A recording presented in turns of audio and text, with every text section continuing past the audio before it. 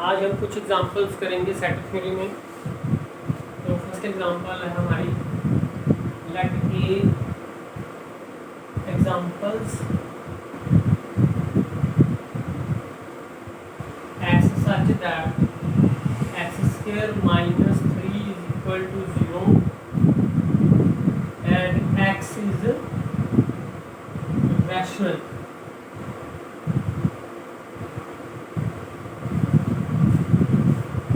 हमने ये चेक करना है कि ए एम्प्टी सेट है कि नहीं, ए इज एम्प्टी और नॉट। तो इस सेट में कौन से एलिमेंट लेने हैं जो रैशनल नंबर हो और जो इस इक्वेशन को सेटिस्फाई करते हो। तो इस इक्वेशन को सेटिस्फाई करने वाले कौन कौन से रूट हो सकते हैं, ये वाले रूट हो सकते हैं, ठीक है। तो फिर +√3 और -√3, but this is not a rational number, दोनों ही रैशनल नंबर नहीं है। हमें तो रैशनल नंबर चाहिए ना, तो ये इस इक्वेशन को सेटिस्फाई कर रहे हैं दो रूट्स और ये इस रैशनल नंबर नहीं है, therefore the set A is empty, A is empty set. इसी तरह नेक्स्ट एग्जांपल है हमारे पास B x is even prime number.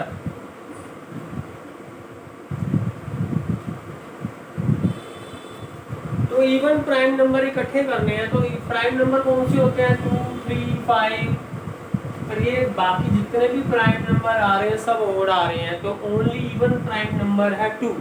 तो बी में सिर्फ एक ही एलिमेंट होगा 2, तो this is not an empty, this is not empty. B में एक एलिमेंट मिल गया, इसका मतलब ये एम्प्टी सेट नहीं। इसी तरह एक और एग्जांपल है हमारे पास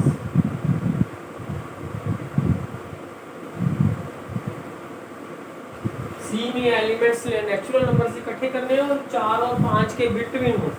तो नेचुरल नंबर हमें पता है ये वाले होते हैं 4, 5, 6, 7 एंड सो ऑन। तो कोई भी नेचुरल नंबर 4 से बड़ा और 5 से छोटा कोई भी नहीं होता, या तो वो 4 होता है या 5 होता है। अगर बीच में कोई लेंगे तो वो फ्रैक्शन में आएगा, पॉइंट्स में आएगा, तो वो पॉइंट्स में तो है वो नेचुरल नंबर होगा नहीं।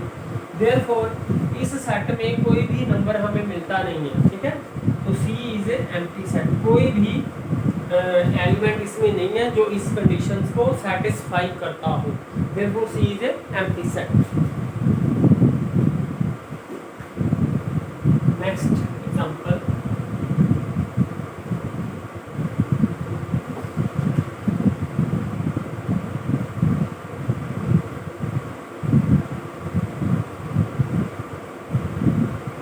Set of all even natural numbers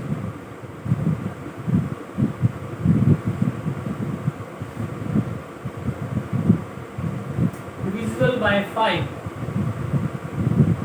divisible by 5। Natural numbers लेने हैं, इवन नेचुरल नंबर जो 5 से डिविजिबल हों। प्लीज क्लियर, इस सेट में देखो इवन नंबर कोई भी 5 से डिविजिबल होगा तो वो होगा 10, ठीक है। इसी तरह इवन नेचुरल नंबर लेने हैं तो आएगा 20। सो इस तरह से ये नेचुरल नंबर हमें मिल जाएंगे जो इवन भी होंगे और 5 से डिविजिबल भी होंगे। तो इसमें हमें कुछ एलिमेंट्स मिल गए, तो ये एम्प्टी सेट नहीं है, this set is not empty. Empty set कौन सा होता है, जिसमें कोई भी एलिमेंट ना मिले।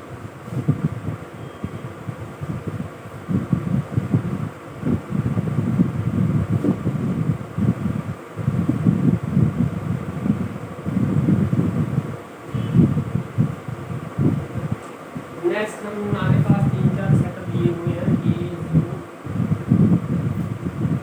And B is the set x such that x is greater than 15 and less than 5।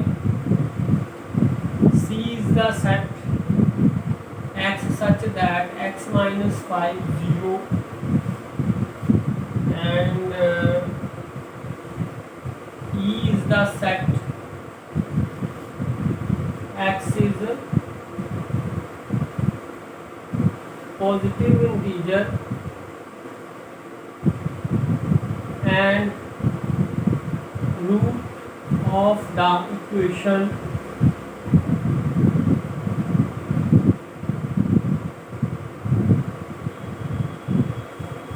तो हमने चेक करना है कि इनमें से कौन से सेट इक्वल है, which sets are equal, which sets are equal.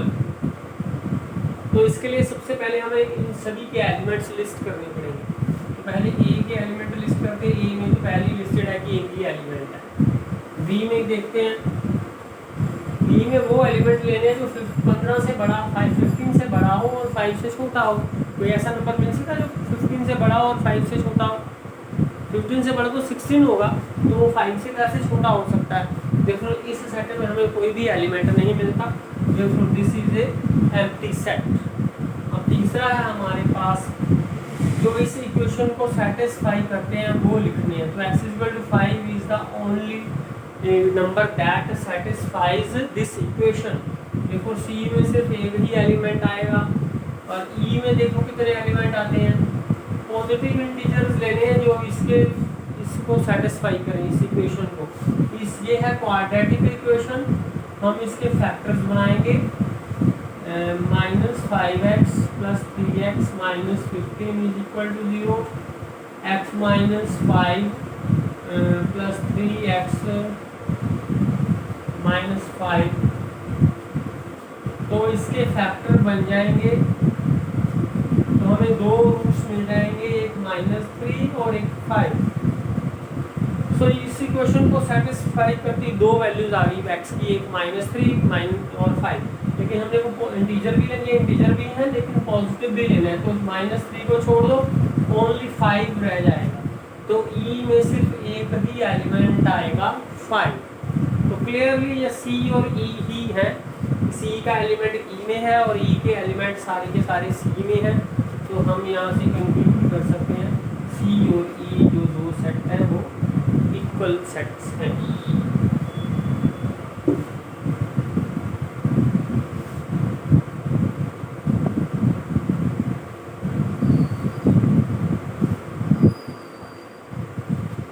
Next है late a is the set x such that x belongs to integers and x square -5x + 6 = 0। हमने चेक करना है कि ये सेट फाइनाइट है कि इनफाइनाइट है। फाइनाइट और इनफाइनाइट सेट चेक करेंगे। फाइनाइट सेट है कि इनफाइनाइट। तो इसमें कौन से एलिमेंट लेने हैं, इंटीजर भी हो और इस इक्वेशन को सेटिस्फाई भी करते हो। तो सबसे पहले इसके रूट्स लिख लेंगे, हम इसके फैक्टर बनाएंगे।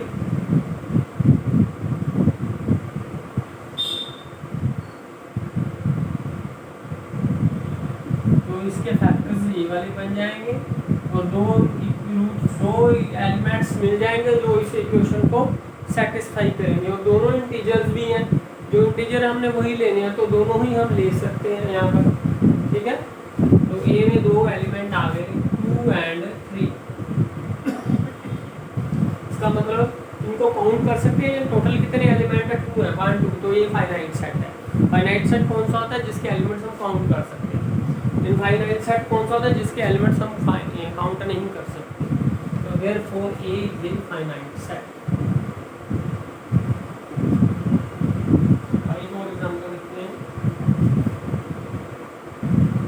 B x is integer and x square is even।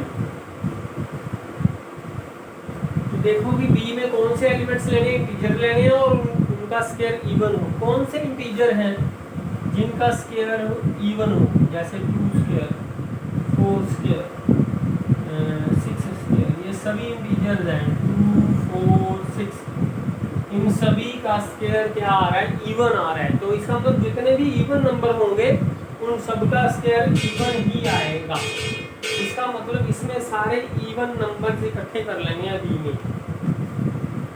तो देखो बी में अगर इवन नंबर इकट्ठे नहीं कर रहे हैं तो ये कोई हम इनको काउंट तो थोड़ा कर सकते हैं। 6 के बाद 8 भी आएगा, 8 के बाद 10 एंड सो ऑन, ये ऐसे चलता जाएगा। इसका मतलब बी के एलिमेंट्स हम काउंट नहीं कर सकते, तो इसका मतलब बी क्या है, इनफाइनाइट सेट है। Therefore B is an infinite set.